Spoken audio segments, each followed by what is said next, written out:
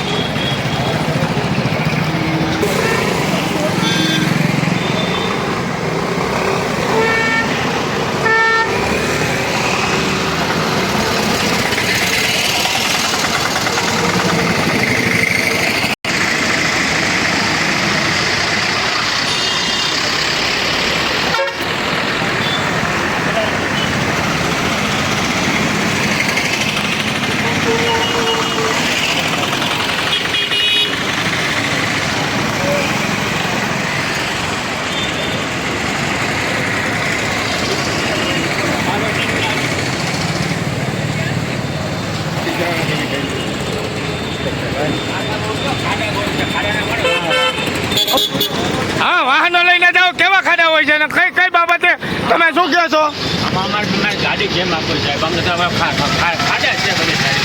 કેવું લાગે છે જુનાગઢમાં દિવાળીનો માહોલ છે? કેવું લાગે છે? મરાઈ ગયા બાપા અમે તો. દિવાળીનો માહોલ છે. આ નેતાઓ કેવું કરે? નેતાઓ કોણ? ગાંધી કેમ આમ અમારે આખું યાર થાકી જાય, કેવડું દુકાન મંડે છે. હવે તો ભગવાન કેવડી ઉંમર તમારી? કેવડી ઉંમર છે? શું માંગો છો તમે? રોડ રસ્તા કેવા હોય છે સાહેબ? ખાડા રખા જ્યાં જોઈએ આમાં અમારે શું કરવું આમાં યાર? કે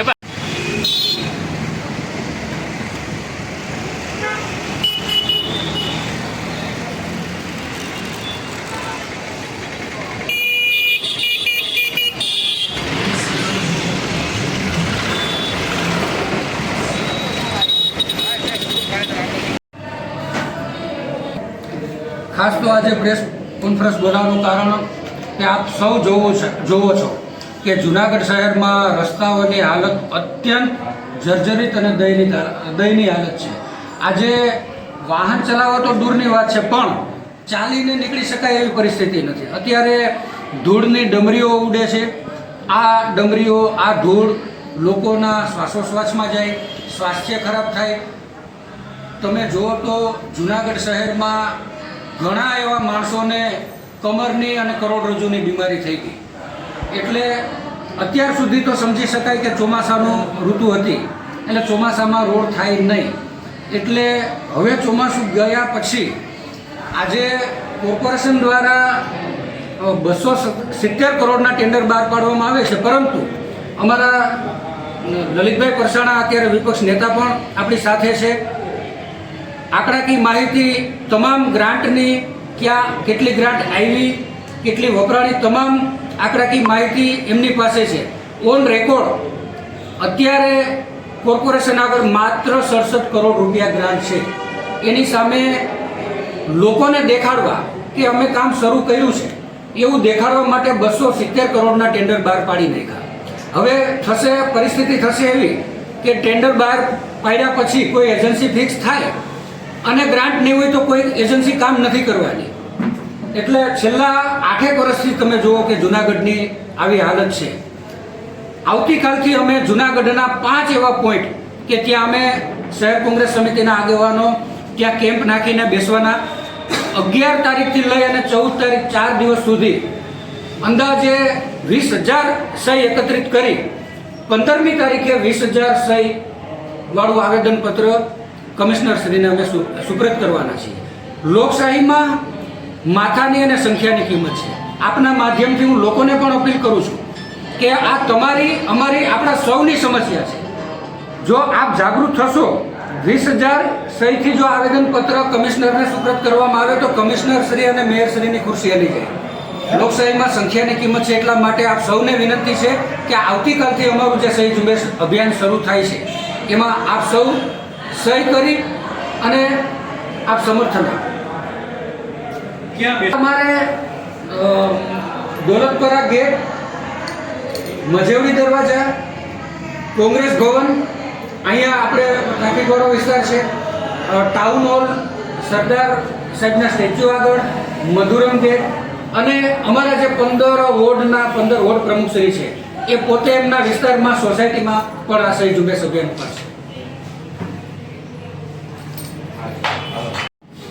આજે આ પ્રેસ કોન્ફરન્સ બોલાવવાનું એકમાત્ર કારણ છે કે આપણે જોઈએ કે દિવાળી જેવા તહેવાર આવી રહ્યા છે, ત્યારે આખી જે જૂનાગઢની પરિસ્થિતિ મુખ્ય રસ્તાઓની તો ખૂબ જ ભયંકર છે, પરંતુ જે સોસાયટીઓના રસ્તા છે એ પણ એટલા ખરાબ છે કે લોકોને ક્યાંથી ક્યાં જવું એ ખબર નથી પડતી. જો રસ્તાઓમાં વાહનો ચલાવે તો કમરના દુખાવાથી માંડીને મણકાના દુખાવા, વાહનોમાં એટલી નુકસાની થાય છે.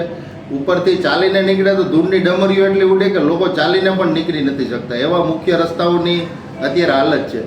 આપણે જોઈએ કે 270 કરોડ રૂપિયાના ટેન્ડરો શાસકો દ્વારા બહાર પાડવામાં આવ્યા છે, પરંતુ 88 કરોડ જેવી જ રકમ મહાનગરપાલિકામાં સરકારે આપેલી છે.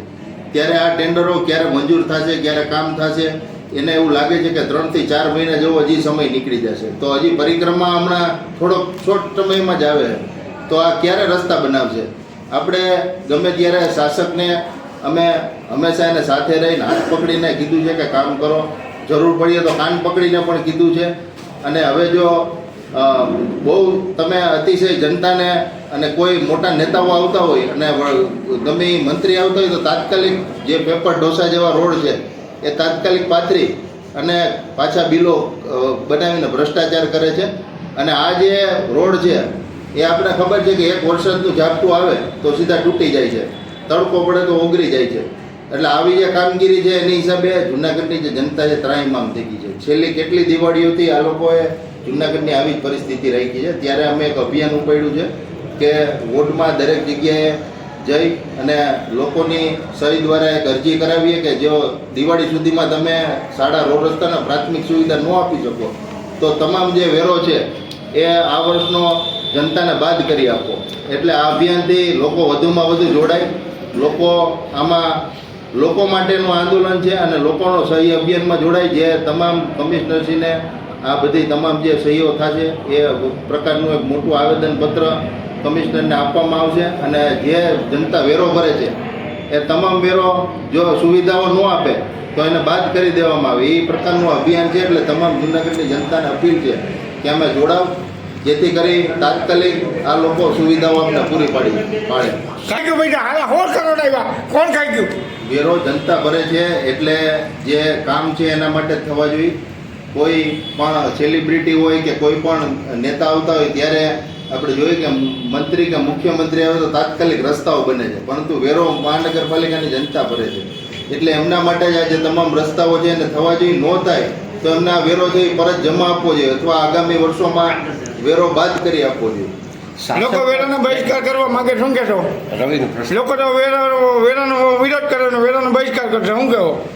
લોકો ખરેખર લોકોએ એ જ કરવું જોઈએ કે વેરો જો ભરવાનો મહાનગરપાલિકા ખાતે બંધ કરે તો જ આ લોકો સુધરશે. કારણ કે લોકો વેરો ભરી આવે છે ત્યારે એ લોકો નવી ગાડીઓ લઈ લે છે, 90 લાખની ગાડી લીધી હમણાં, એની માટે એસી ચેમ્બરો બનાવી લે છે અને હજી આ પ્રકારની નવી ગાડીઓ અને ખોટા ખર્ચાઓ આપણે જોઈએ કે કરી રહ્યા છે. આ હાલા 100 કરોડ અગાઉ આવ્યા હતા, શું કહેવો? ક્યાં નહીં ગયા? કોણ ખાઈ ગયું? કોણ ખાઈ ગયું હોય? આ લોકો ખાઈ ગયા હોય. કોણ ખાઈ ગયું? હવે કોને પૂછી લઉં? ગ્રાન્ટ વગરના કોઈ પણ ટેન્ડરો બહાર પાડી ન શકાય. અગાઉ અત્યારે જે ટેન્ડર પ્રક્રિયા જે થઈ રહી છે 14 તારીખે જે લોકો રોડ રસ્તાના ટેન્ડરો નાખી રહ્યા છે, તો એ લીગલી કહેવાય કે અનલીગલી કહેવાય ટેન્ડર પ્રક્રિયા? આ એક ટાઈપના એડવાન્સ આ શાસકો ટેન્ડર કરી રહી છે. સરકારે એમ કીધું કે અમને સરકારે સૂચના આપી છે, પરંતુ જો સરકાર ગ્રાન્ટ નહીં આપે તો આ કામ આપણે જોઈએ કે દોલતપુરા ખાતે એક ગેટ હતો, એમનું કામ આ રીતના જ અટકી ગયું છે. જ્યારે 85 મહિના બાદ એને મુદત વધારો આપવામાં અત્યારે જે વોર્ડ નંબર 1 થી 15 નંબરના વોર્ડ સુધીના 7-7 કરોડ રૂપિયાની જે ગ્રાન્ટ ફાળવેલના જે ટેન્ડરો નીકળશે, જો ટેન્ડરો ઓપન થઈ જશે તો ગ્રાન્ટ ન હોય તો એના શક્યતા પૂરેપૂરી કે આ ટેન્ડરો રદ થવાની પણ. તેમાં ખાસ એવું થશે કે જ્યાં 88 કરોડ એમાં વપરાઈ જશે, 7-7 કરોડ એક વોર્ડ દીઠ છે, 88 કરોડ વપરાઈ જશે એટલે બીજા જે છે કોન્ટ્રાક્ટરો એ કામ બંધ કરી દેશે, કારણ કે ગ્રાન્ટ તો છે નહીં. એટલે કામો લોકોના અટકશે. મુખ્ય રસ્તાઓના ટેન્ડર એને અલગ કરવાના હતા, પરંતુ એવું કર્યું નથી, જેને હિસાબે આગામી હજી 3 થી 4 કે 5 મહિના સુધી મુખ્ય રસ્તાઓ પણ બને એવી સ્થિતિ નથી. પીક્યુસી રોડ આજે જે સ્ટેન્ડિંગ કમિટીના ચેરમેન દ્વારા એવું કહેવામાં આવ્યું હતું કે પીક્યુસી રોડ જે બને છે તેની મજબૂતાઈ ખરેખર 5 વર્ષની ગેરંટી પીરિયડવાળી છે.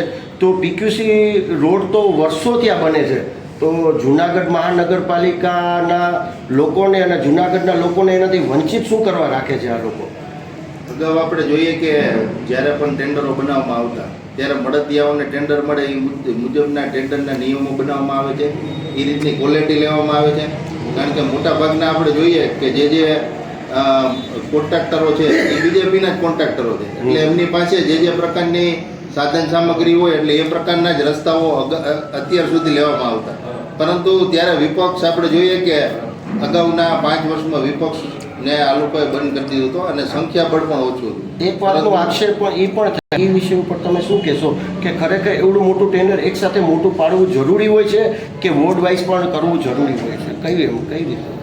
અમુક જે ટેન્ડરો હોય છે જે વાર્ષિક ભાવના હોય, અમુક ઇન્ટરનલ ગલીઓના હોય, તો એ નાના ટેન્ડર જો બનાવવામાં આવે તો સ્થાનિક જે કોન્ટ્રાક્ટરો છે જેની પાસે કેટેગરી નાની છે ને અમુક જે નાની ગલીઓ હોય એમાં કાંઈ એવી મશીનરીની જરૂર નથી પડતી. માત્ર જે શહેરના મુખ્ય રસ્તાઓ હોય, સોસાયટી વિસ્તારના વોર્ડને જોડતા મુખ્ય રસ્તાઓ હોય, એમાં જ એવી મશીનરી, ત્યાં મોટા વાહનો નીકળતા હોય એટલે જરૂરી છે કે એમાં એવી મશીનરીથી રોડ રસ્તાઓ બનાવવામાં આવે. પરંતુ જો નાના ટેન્ડર કરવામાં આવે તો તો ઘણા બધા કામ ઝડપી થઈ શકે અને નાના નાના કોન્ટ્રાક્ટરોને પણ લાભ થાય. જે વર્ષોથી આપણે જોઈએ કે નાના નાના કોન્ટ્રાક્ટરો આપણે ઝાંસીની રાણી પાસે આજે 22 વર્ષથી આ રોડ તૂટ્યો નથી. એ માત્ર મિલરથી બનાવવાનો. નીતિ પણ હોવી જોઈએ રોડ બનાવવાની. આમાં ક્યાંક ને ક્યાંક ભ્રષ્ટાચાર થાય છે એ વાત તો સાબિત થાય જ ને. ભ્રષ્ટાચાર 100% જુનાગઢ મહાનગરપાલિકામાં છે. અન્યથા આવી પરિસ્થિતિ ચારે બાજુ ના હોય. ખાસ